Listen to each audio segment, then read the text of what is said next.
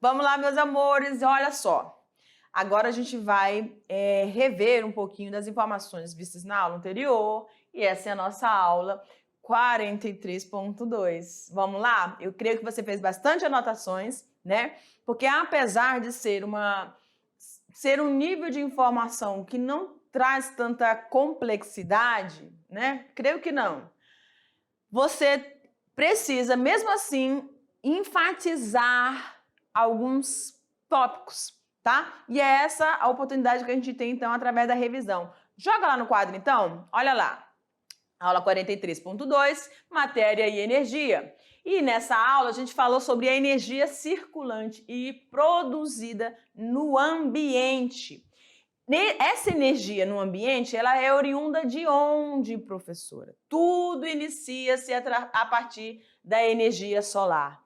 Essa energia solar que não exerceria nenhuma influência sobre nenhum ser vivo se não fosse a presença dos organismos autotróficos.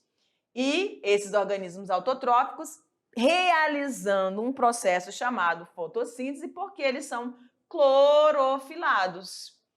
Então, se tem clorofila, vai fazer a fotossíntese e vai produzir, transformando a energia luminosa em energia química que vai ser mantida aqui nesse ser vivo através da sua matéria.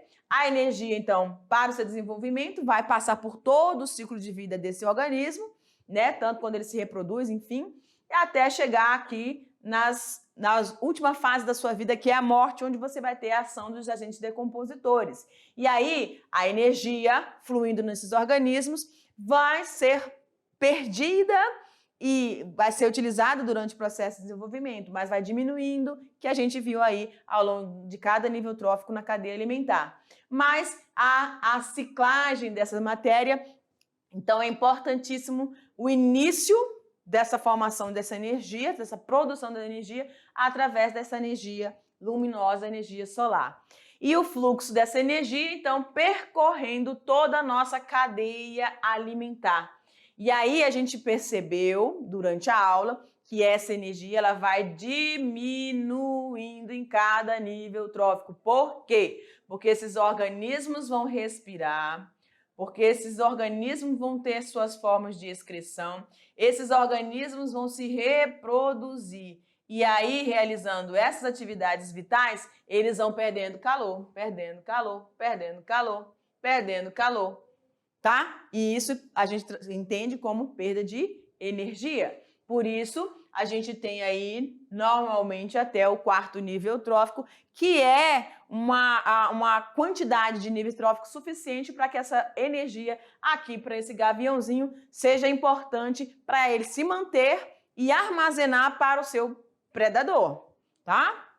E aí a gente tem uma outra situação que é a ciclagem da matéria. Então, você tem a origem da energia, através da energia luminosa, você tem essa energia fluindo dentro das cadeias alimentares e você tem a ciclagem da matéria que começa com os seres autotróficos e aí passando por cada um dos consumidores de primeira, segunda e terceira ordem dentro da cadeia alimentar, chegando aos decompositores. Então, essa matéria orgânica que foi produzida através dos produtores a partir da fotossíntese vai ser devolvida na forma inorgânica a partir dos agentes decompositores.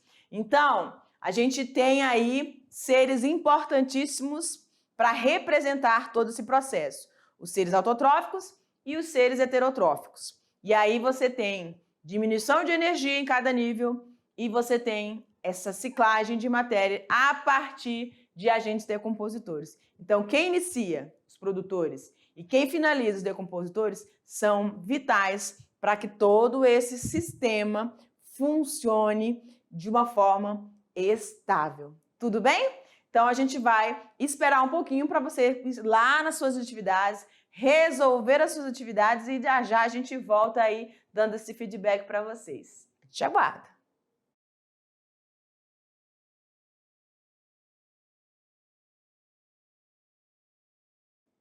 Então, esse é o momento que a gente vai tirar as nossas dúvidas, se haja, né, se houver alguma dúvida, mas esse é o momento, então, tudo bem?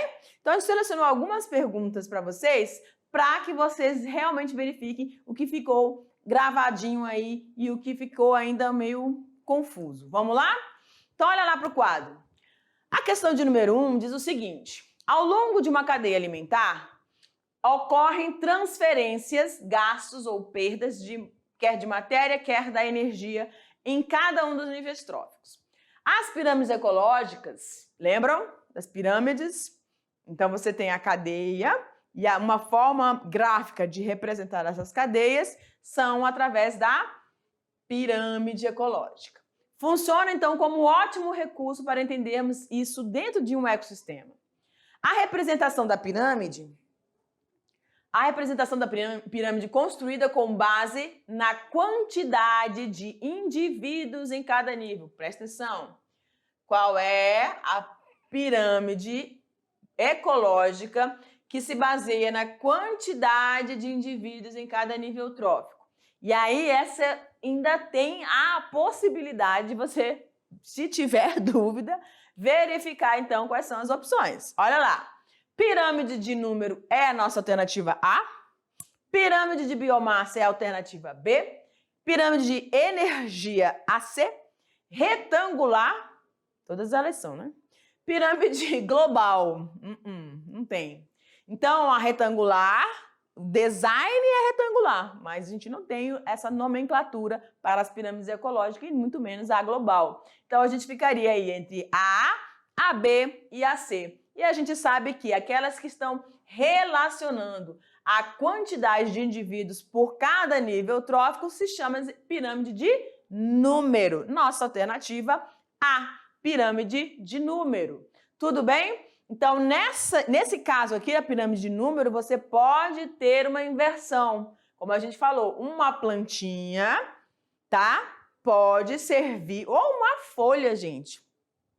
Pode servir aí como uma unidade para iniciar o processo. Uma folha não, porque a folha já está solta, né, do organismo, então desculpa aí. Mas uma planta ou um pezinho de feijão no seu início de desenvolvimento. Vamos usar isso.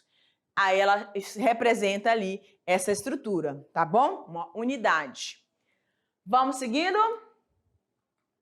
Questão de número 2, você vai observar a figura e na figura a gente tem uma pirâmide ecológica onde nós temos a representação dos produtores, dos organismos herbívoros que são classificados como consumidores primários, nós temos os carnívoros, consumidores secundários e os necrófagos, consumidores terciários, tá? Os necrófagos são aqueles que se alimentam de organismos já mortos, né? Então, o que a questão está querendo? Olha lá. É possível identificar 4 níveis tróficos nessa pirâmide e isso é considerado comum, né? Então, a gente tem uma base, primeiro nível trófico, e aí você tem os consumidores de primeira, segunda, terceira, pode ser até quarta, mas aqui nós temos apenas até a terceira ordem. E depois nós vamos ter, então, os decompositores, finalizando isso. Vamos lá. Opa, eu nem terminei de coisar e a bicha já apareceu aqui. Calma lá. Quais são os fatores que tendem a limitar o número de níveis tróficos em uma cadeia alimentar? Então, o que a gente enfatizou durante a aula? Joga aqui para mim ou pode me colocar no slide. Era no slide, mas tudo bem. Quando a gente está falando de cadeia alimentar e a gente faz essa representação para as pirâmides ecológicas, e aí, no caso, você pode ter a de biomassa, a pirâmide de energia, pirâmide de número, tudo bem? A gente já entendeu isso, são 3 níveis, são 3 estruturas. Essas pirâmides, normalmente, elas vêm como a base e vai afunilando, como a gente viu ali nessa imagem. O que reduz, ou o que vai limitar a presença ou existência de cada organismo em cada um desses níveis tróficos? Nós falamos que essa energia vai diminuindo. E é justamente devido à diminuição dessa energia em cada um desses níveis tróficos que é o potencial limitante para esse quantitativo de organismos inseridos ali dentro.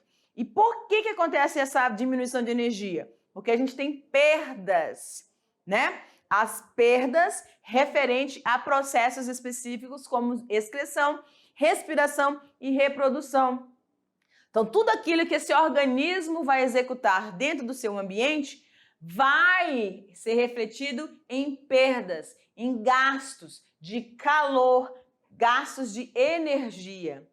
Então, sobreviver não é uma coisa assim tão simples, né? Depende de muita energia, de muita garra de cada um dos organismos vivos que estão inseridos no nosso planeta.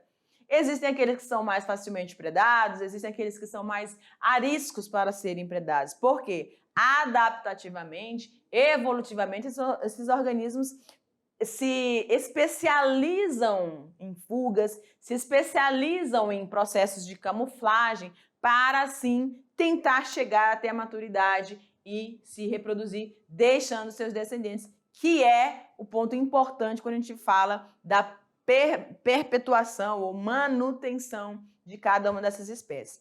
Então, o que vai influenciar dentro da minha cadeia alimentar ou dentro da minha pirâmide ecológica em relação a essas perdas, tá? É justamente os processos que eles vão estar realizando. Então, olha lá no quadro como é que ficou. Então, você teve aí, ó, as atividades vitais, respiração, reprodução e excreção, em cada nível trófico vai estar influenciando, então, nessa quantidade de indivíduos por níveis tróficos, tá? Já que a partir do 5º nível, a energia disponível para cada atividade, ela vai ser muito pequena, muito inferior. Então, ele não conseguiria sobreviver e muito menos chegar à fase reprodutiva, certo? Que é o potencial aí máximo para a manutenção dessa espécie. Vamos seguindo. Questão de número 3 diz o seguinte. As pirâmides ecológicas traduzem graficamente as variações de número, massa e energia nos ecossistemas, mostrando as relações entre os diferentes níveis tróficos em termos de quantidades. A respeito destas pirâmides, marque a alternativa correta. Então, você tem aí variações, né, que são quantidade, massa e energia. E aí você vai fazer essa relação dentro das alternativas. Que alternativas, prof? Letra A diz o seguinte: uma pirâmide de biomassa representa a quantidade de indivíduos encontrados em cada nível trófico. Opa! Biomassa, quantidade de indivíduos? Não, né? Essa seria a pirâmide de número, tá? Letra B. Uma pirâmide é chamada de pirâmide de números quando informa quanto de matéria... Eita, prof, trocou aí, né? Pois é, ainda bem que você percebeu. Quantidade de matéria presente dentro dos meus níveis tróficos é a pirâmide de biomassa, né? Vamos lá. A pirâmide de biomassa jamais pode ser invertida. Não, a pirâmide de biomassa, ela tem essa flexibilização de você ter uma inversão. O que é essa inversão, professora? Uma base menor do que a gente normalmente, comumente visualiza, que a base, os produtores sempre são maior quantidade ou uma representação bem maior, tá? Então, a pirâmide de biomassa, ela não segue essa regra de não poder ser invertida. Ela pode ser. AD, a base de uma pirâmide nem sempre é representada pelo produtor. Opa, se são os produtores que iniciam, e é justamente quem inicia a cadeia alimentar que é representada na minha base, então é óbvio que eu tenho que ter os produtores sim, tá? Letra E, uma pirâmide de energia nunca poderá ser invertida. Exatamente. Por que isso? Porque quem inicia são os produtores e os produtores iniciam colocando, enxertando essa energia dentro da minha cadeia alimentar. Então, eu não posso ter uma inversão, uma base inferior. Como é que eu vou manter a energia para cada um dos níveis se eu já começo com pouca quantidade? Não tem como, tá bom? Então, eu tenho que produzir 100% de energia e aí eu vou usar, armazenar. Esse armazenamento que vai servir para o próximo nível. E esse nível também vai consumir, vai armazenar, e esse armazenamento é que vai servir para o outro nível, e nisso vai diminuindo a cada nível trófico. Tá bom? Mais uma questãozinha diz o seguinte, olha lá. Considere uma pirâmide ecológica com os seguintes níveis tróficos. Presta atenção. São 3 níveis tróficos. E aí, no primeiro nível trófico, você tem 3 árvores. No segundo nível trófico, você tem 300 gafanhotos. Então, eu começo com os meus produtores e, no caso aqui, falam árvores, então eu posso dizer que nós estamos falando de um ambiente terrestre, tudo bem? Então, as árvores presentes nesse ambiente terrestre servem de alimento, então, para 300 gafanhotos, que são animais herbívoros, tá? Consumidores de primeira ordem dentro da minha cadeia alimentar, cuja representação gráfica são essas pirâmides ecológicas. E aí, você vai ter 2 avezinhas, né? Servindo ou predando essa quantidade de gafanhotos, né? Ou tentando, pelo menos, predar esses gafanhotos. A partir desses dados, analise as figuras a seguir. Olha lá, eu tenho a minha primeira figura com uma base bem larga, inicialmente, e essa base vai diminuindo a cada um desses níveis tróficos. Cada um representa um nível, tá? Nível trófico 1, nível trófico 2 e nível trófico 3. Tudo bem? Produtores, consumidores primários e os consumidores secundários, né? Que se alimentam dos herbívoros. E aí, no 2, eu tenho uma base menor. O segundo nível já tem uma base mais larga, né? E acima, olha como diminuiu. E aí, no 3, eu também tenho essa inversão aí. Olha lá. E no 4, eu tenho o segundo nível estreitado, né? Vamos dizer assim. Então, o que eu posso observar? Se na minha questão está dizendo que a base ela é composta por 3 árvores, tá falando quantidades, não tá, galera? Então, eu posso dizer que pode ser representado por uma pirâmide de número, não é? Agora, olha o que a questão está pedindo. Quais figuras representam melhor a pirâmide de energia e a pirâmide de número? Então, se é número e eu tenho apenas 3 árvores, isso quer dizer que a minha base vai ser maior ou menor? Eu poderia começar com essa aqui? Pirâmide de número? Não, né, prof? Pirâmide de número, se eu só tenho 3 árvores, então não seria. Mas eu poderia utilizá-la como pirâmide de energia? Sim. Por quê? Porque elas são os produtores, vão estar produzindo potencialmente a grande quantidade de energia que vai estar percorrendo todo esse nível trófico. Tudo bem? Então, eu tenho justamente o que a questão está querendo, né? A primeira é a pirâmide de energia. Então, eu já consegui identificar a minha pirâmide de energia. Por que não pode ser a 3? Porque a pirâmide de energia jamais pode ser invertida, tá? Então, eu não posso ter esse e esses exemplos acontecendo, muito menos esse. Pirâmide de energia vai iniciar com bastante energia. Então, a base tem que ser larga e vai diminuindo, e essa é uma representação gráfica. E aí você tem a pirâmide de número. A pirâmide de número, então, se está dizendo que só tem 3 árvores, eu não posso utilizar a 4, tá? Eu já descarto a 4ª. Aí eu poderia analisar a 3ª e a 2ª. Só que olha só, 3 árvores, 300 gafanhotos e 2 aves. Então, eu tenho um quantitativo pequeno, tá? Pequeno, muito, que são os 300. Só que lá em cima eu vou ter o quê? 2 aves, né? Então, aqui, ó, já não poderia ser, porque as 2 aves estariam em um percentual menor aí do que os nossos produtores, que seriam as árvores, tá? Então, eu vou ter a 1 como a pirâmide de energia e a 2 como pirâmide de número. E a nossa alternativa lá, letra C. Tudo bem? 1 e 2. É isso aí, galera. Olha aqui para mim. Aí. Então, Quando você for analisar uma pirâmide ecológica, analise bem as informações que estão sendo enunciadas para você e o que exatamente a questão está pedindo para você não ter e correr risco nenhum, tá bom? Porque fica facilzinho analisar principalmente quando ela é pirâmide de número, tudo bem? Então, um beijo no coração e eu te aguardo para a nossa próxima aula. Tchau, tchau!